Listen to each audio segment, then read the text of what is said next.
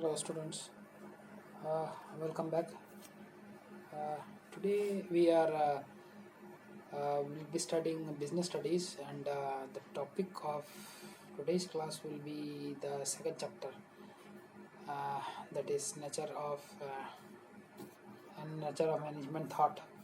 So, in this particular chapter, we will be studying what will be the application of management, as you have studied in the first class that what was the management is all about, what was the functions of management, coordination, cooperation, difference.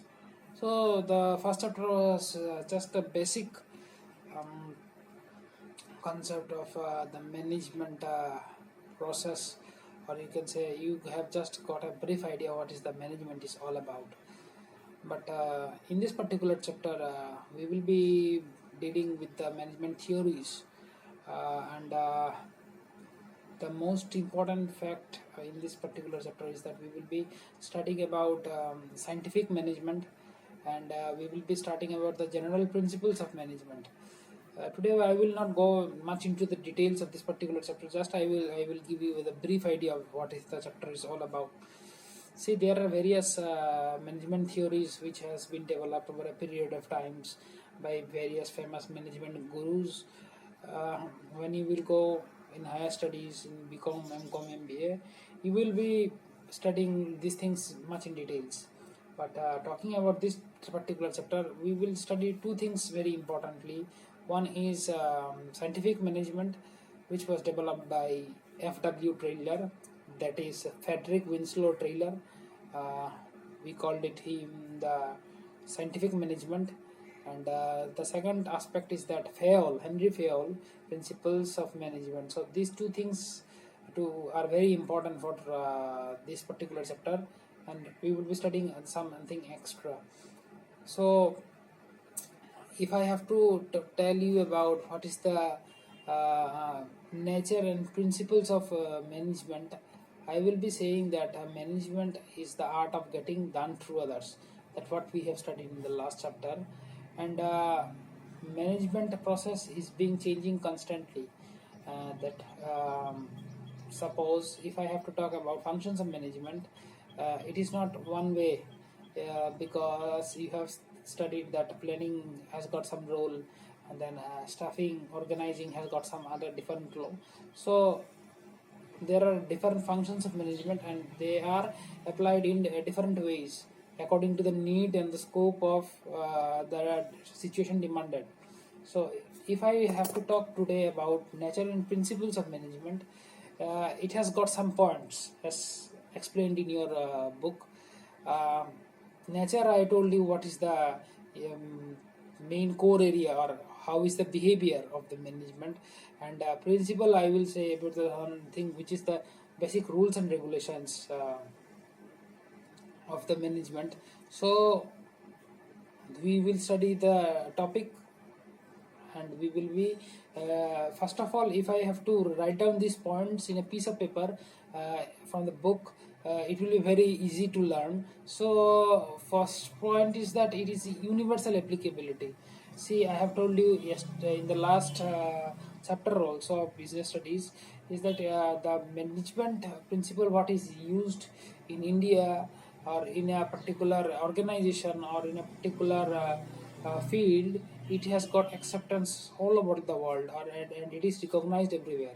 So that it means that universal applicability, it is not confined to some particular area or some particular locality. Okay, so it has got its reputation, it has got its applicability everywhere. So universal applicability is this one. Next is general guidelines. For doing any particular work, or for managing a particular organization, there has to be some rules and regulation. That means if I the second point is that one, that is general guidelines. There are some general guidelines which the manager has to follow, the management has to follow, so that the overall organization can run smoothly. If there is lack of guidelines, the organization cannot proceed, the rules and regulation cannot get implemented. Okay, next is formed by practice and and experimentation. It is not like that. The rules or the guidelines what has been made, it is baseless. It is not baseless because it is formed by regular practice, and over a period of time it has to be experimented, because once, yeah, theory, if it is not being practiced in real field, how its validity can be judged? So these management principles are formed by regular practice by the expert through their through their experience, through their learning process over a period of time, and then when the theory is being developed, it will be experimented. It will be experimented means it will be used in practical use. Okay, so this is the most important point, that experimentation has to be done. Without this, the valid or you can say its use cannot be judged. Okay, next is flexible.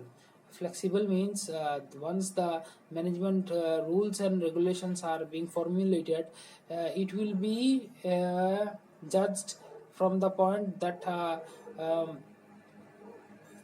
if some problem occurs where that there is any need of withdrawal of that one, or it can be switched, so that the flexibility can be judged.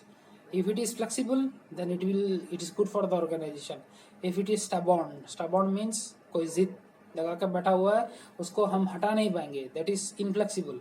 Okay, flexible means elastic.